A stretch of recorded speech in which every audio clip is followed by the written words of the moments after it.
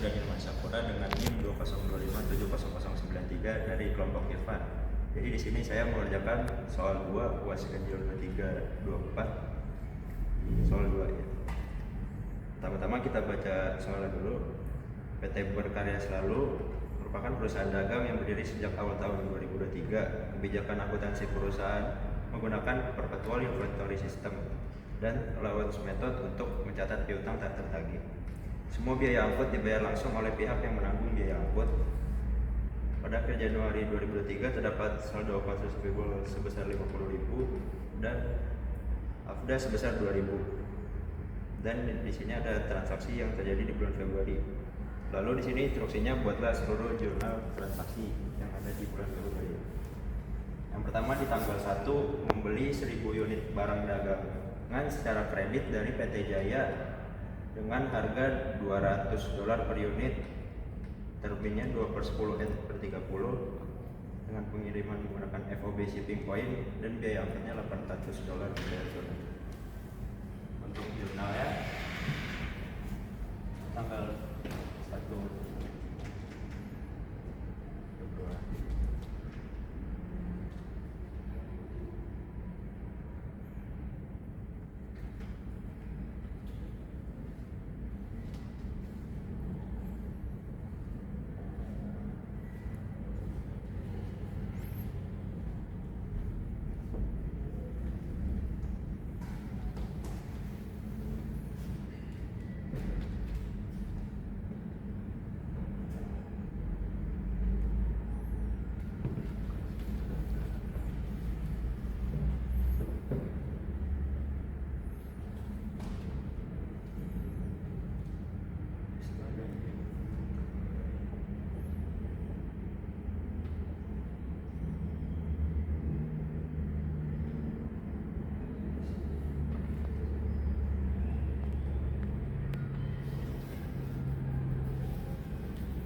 Jadi di sini karena menggunakan metode perpetual inventory system, jadi kita menggunakan akunnya inventory. Lalu karena pembayarannya secara kredit, jadi accounts payable sebesar 200.000 karena harganya 200 per unit dan membeli barangnya 1.000 unit. Dan karena pengirimannya menggunakan FOB shipping point, di mana yang menanggung biaya pengirimannya adalah pembeli, yaitu kita, jadi kita menanggung biaya pembeliannya sebesar 800 menggunakan cash. Lalu tanggal 2 Februari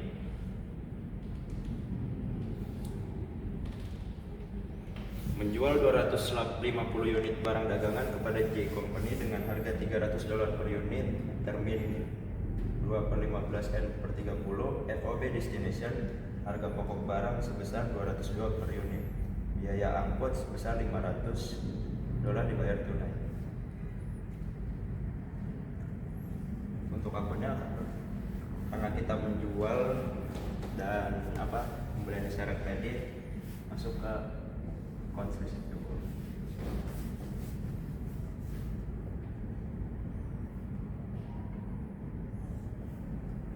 sebesar 75.000 karena menjual 250 unit barang dengan harga 300.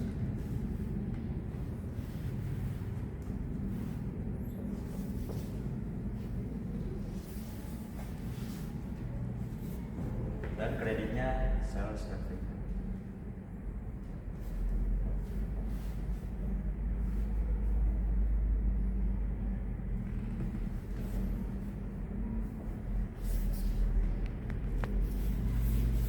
Lalu karena kita menggunakan perpetual, kita menghitung cost of goods sold.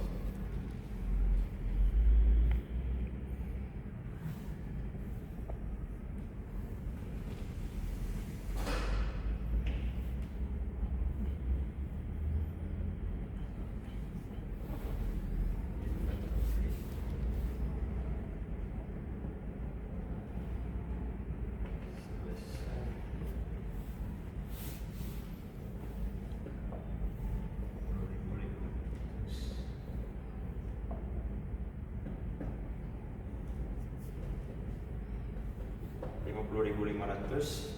Cost of goods sold-nya dikarenakan harga pokok barangnya sebesar 202 per unit. Lalu karena tadi pengirimannya menggunakan FOB destination, di mana yang menanggung adalah si penjual itu, dan kita menjual barang, jadi kita yang menanggung dengan akun freight out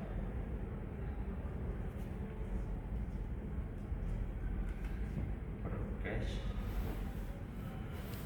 sebesar 500.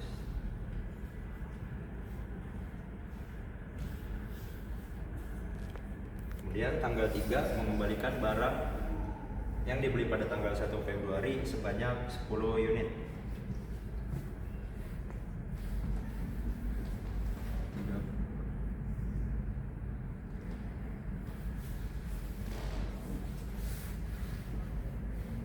Karena tadi satu unitnya harganya 200 dan kita ingin mengembalikan sebanyak 10 unit. Jadi accounts payable kita hapus.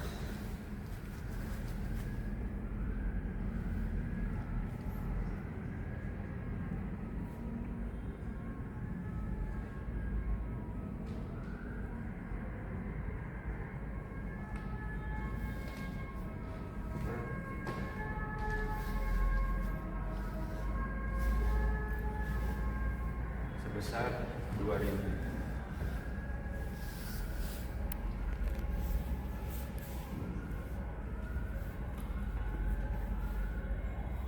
Kemudian tanggal 4 menghapus piutang company sebesar $1.000 yang dinyatakan tak tertagih karena bangkrut.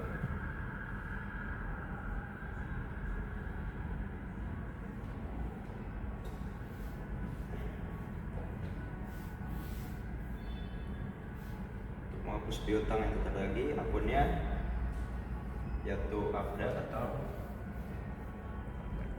allowance for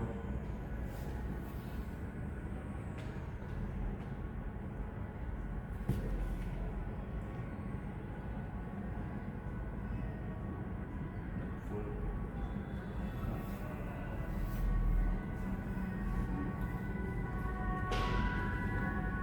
kreditnya accounts receivable, karena accounts receivable-nya mau kita hapus.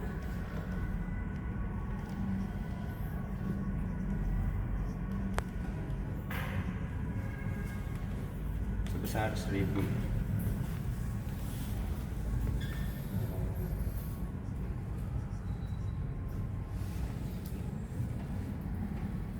Selanjutnya tanggal 8 yaitu menjual 200 unit barang dagangan kepada B Company dengan harga 320 per unit, termin 1/10 per 30. Harga pokok barang adalah 202 per unit dan ongkos angkut sebesar 350 dibayar tunai FOB shipping point. Untuk tanggal 8 Februari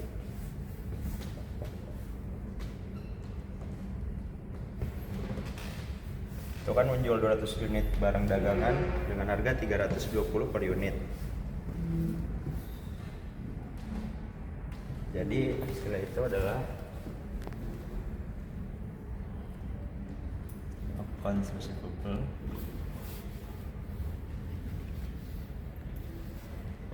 per sales revenue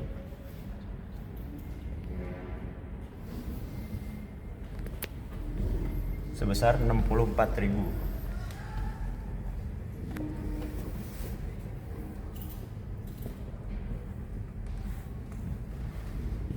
Dan kita menghitung COGS-nya.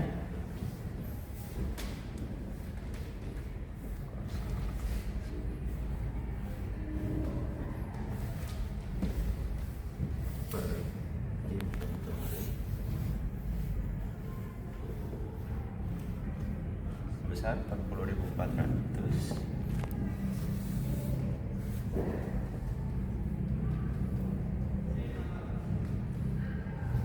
Dikarenakan harga pokok barang tersebut adalah 202 per unit. Lalu karena FOB shipping point yang menanggung adalah pembeli, jadi kita tidak menghitung biaya pengiriman. Lanjut ke tanggal 12, yaitu melunasi hutang kepada PT Jaya untuk pembelian tanggal 1 Februari. Tanggal 12 Februari.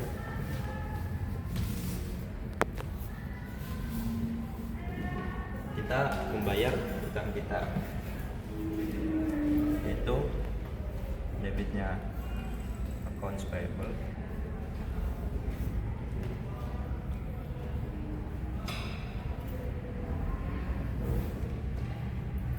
kreditnya cash sebesar 198.000.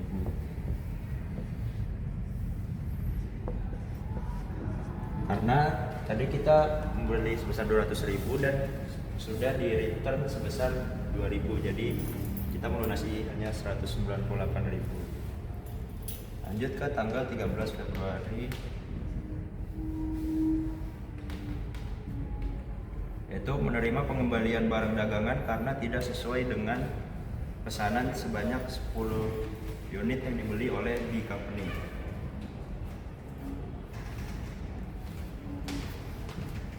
Untuk tanggal 13 Februari,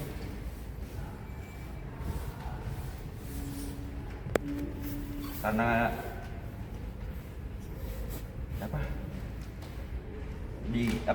menerima pengembalian barang dari B Company, jadi akunnya yaitu sales return allowance. Oh ya, sales return and allowance. Per kreditnya accounts receivable.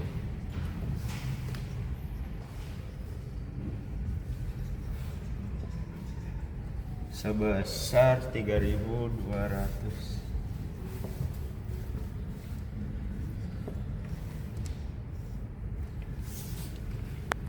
Lalu kita juga menghapus COGS yang tadi.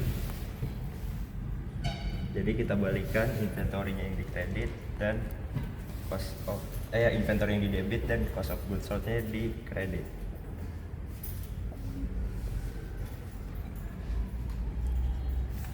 Sebesar 2.020.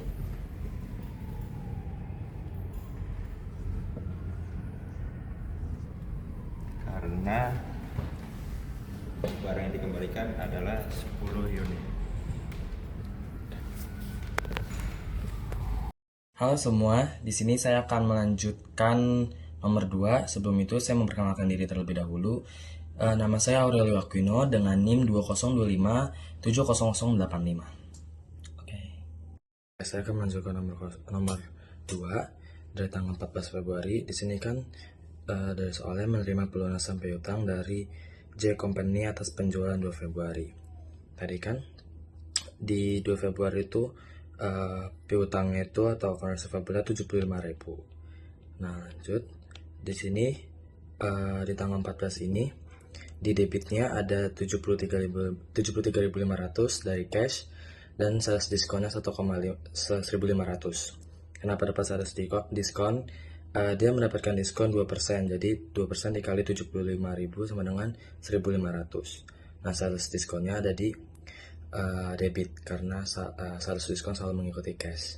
Terus di kreditnya ada account receivable karena account receivable sudah dilunasi, jadi account receivable pindah ke kredit sebesar 75.000. Lalu di tanggal 17 dia soalnya adalah membeli 500 unit barang dagangan dari AA seharga $250 per unit secara tunai. Berarti dia secara cash ya belinya.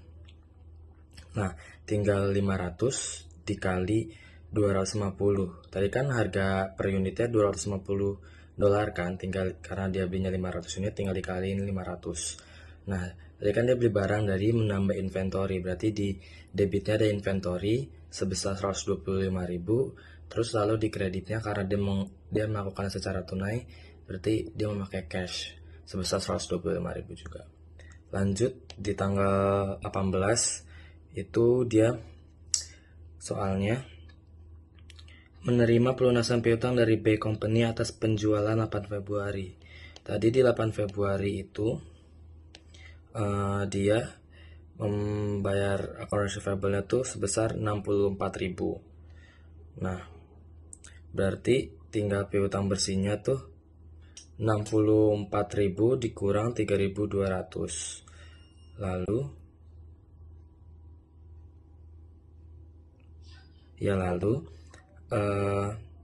dia mendapat diskon sebesar 1%. Jadi cashnya ada 60.192 dan sales diskonnya 608.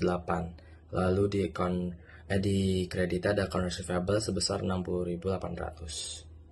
Lalu di 22 Februari itu soalnya ada menjual barang dagangan kepada X company sebanyak 700 unit seharga $375 per unit. Terminnya 10 reom. Lalu FEB shipping point. Harga pokok barang dagang sebesar $210 per unit. Ongkos kirim sebesar 2.000 dibayar tunai.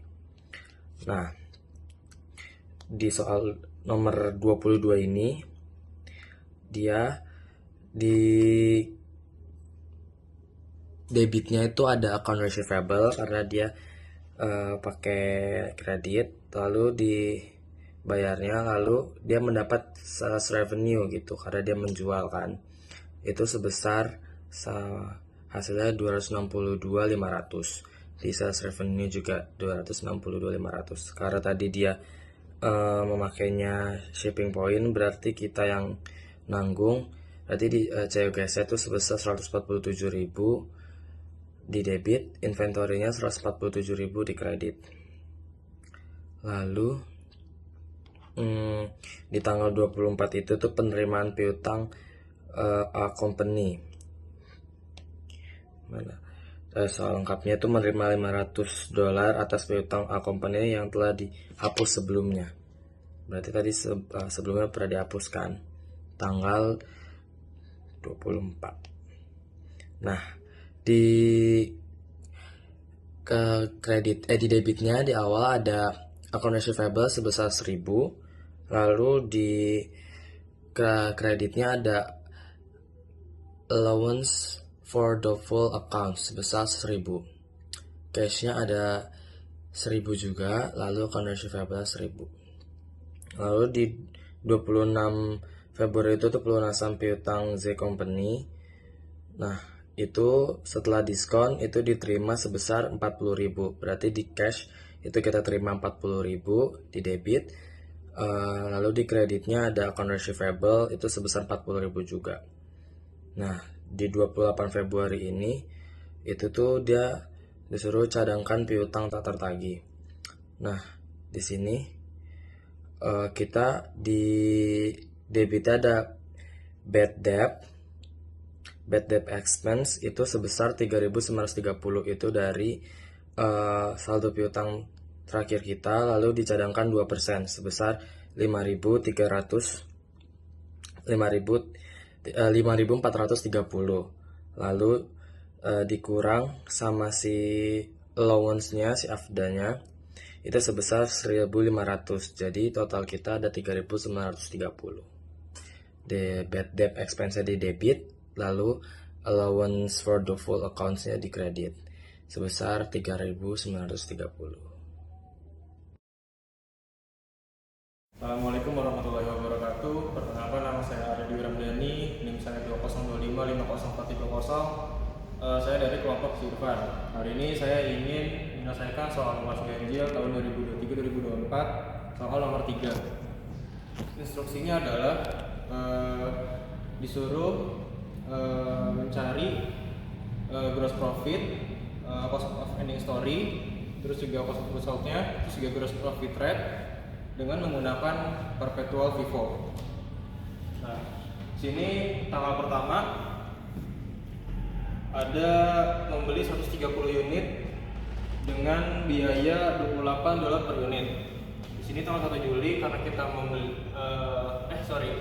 ini beginning inventory-nya ada unitnya 70, costnya 26 dengan total 1820. Nah di tanggal 9 kita membeli unit 130 dengan cost unit 28, totalnya adalah 3640. Terus karena kita membeli barang, kita menambahkan ke balance sebesar 130, 28 dan 3640. Untuk tanggal 11 Juli kita menjual 110 unit dengan harga $40 per unitnya. Nah di sini kita masuk ke tabelnya cost of goods sold. Karena ini kita menggunakan ketua FIFO, kita ambil yang lebih atas dulu, urutannya paling pertama. Jadi di sini kita ngambil yang 70 dulu, 70 dengan harga 26, harganya 1820. Nah karena kita membeli 110, berarti kurang 40. 40-nya kita ambil dari yang 130 ini. Jadi 70 dengan harga 26, 40 unit dengan harga 28. Totalnya 110. Lalu 17 Juli kita membeli 80 unit dengan harga $29 per unitnya. Hasilnya totalnya 2.320. Lalu karena ini membeli, nambah ke balance-nya sebesar 80 dengan harga yang berbeda. Lalu tanggal 22 Juli kita menjual 75 unit dengan per unitnya seharga $45. Nah, karena kita menjual, kita taruh di table cost of goods sold. Nah, di sini unit 75 terjual dengan HPP-nya 28, totalnya 2.100. Nah, kita ambil 75 ini dari balance yang paling atas, yaitu dari 90, karena 90 adalah urutannya paling atas. Lalu karena 90-nya ini kita ambil 75, sisa 15, dan juga ada sisa 80. Lalu 25 Juli kita membeli barang 90 unit dengan harga 30, totalnya 2.700. Karena kita membeli barang, nambah ke balance-nya sebesar $90 dengan cost 30 unit. Habis itu tanggal 29 Juli kita menjual barang sebesar sebanyak 130 unit dengan harga $45 per unitnya. Nah, di sini di balance-nya ada sisa 15, 80 dan 90. Nah, karena ini butuhnya 130 unit, kita ambil paling atas dulu 15 unit harga $28. Lalu masih kurang, kita tambahin yang 80 unit. Nah, karena masih sisa 35, kita ambil dari yang 90. Jadi totalnya 15 tambah 80 tambah 35 sama dengan hasilnya 130 unit. Nah, ini ada beginning inventory-nya bisa segini.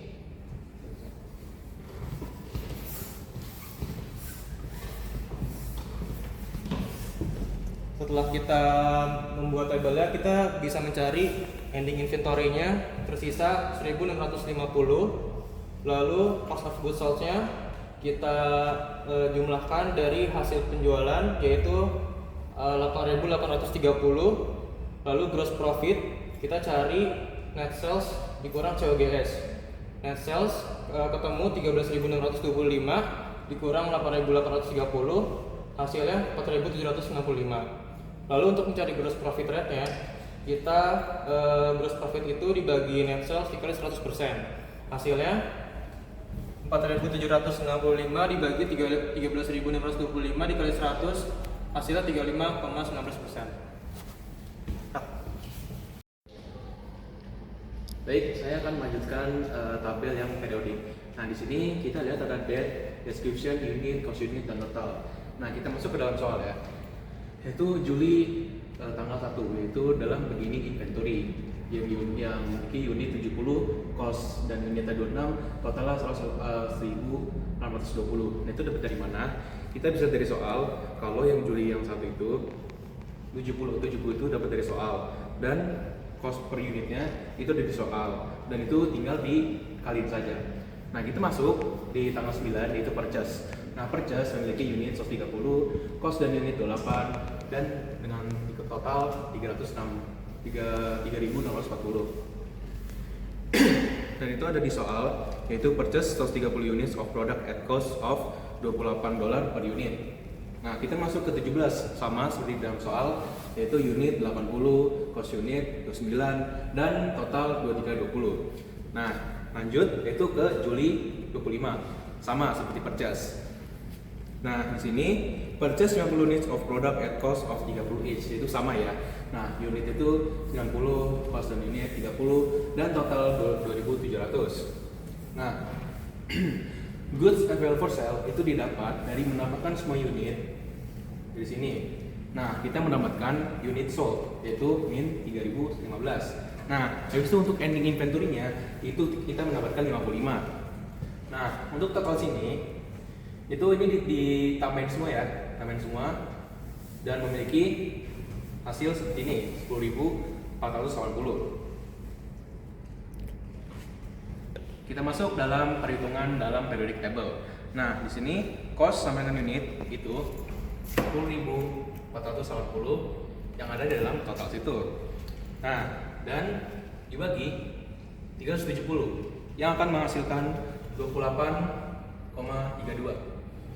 Nah, lanjut ke ending inventory, yaitu 55 dikali 28,32 yang dari sini ya, yang akan menghasilkan 1.557,6.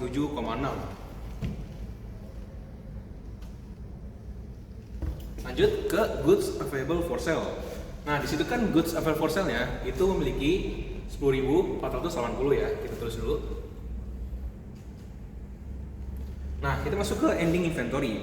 Nah, ending inventory-nya itu adalah yang akhir ini, yaitu berapa? 1.597,6. Kita tulis dulu.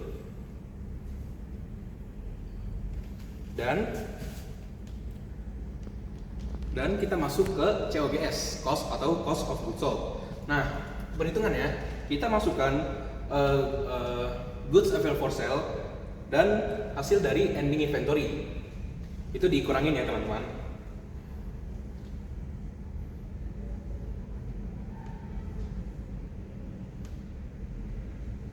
Yang akan menghasilkan 8.922,4. Kita lanjut ke net sales. Nah, di sini net sales-nya 13.625. Nah, COGS-nya 8. Nah, kita masuk ke gross profit. Nah, gross profit-nya itu dapat dari mana? Yaitu dapat dari net sales dan COGS. Nah, itu dikurangin ya, teman-teman.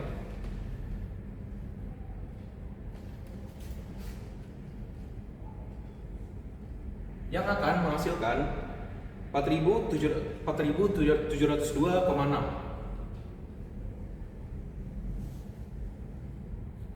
Nah, yang terakhir kita masuk ke gross profit rate. Itu dapat dari mana? Itu dapat dari gross profit dan net sales dikali 100.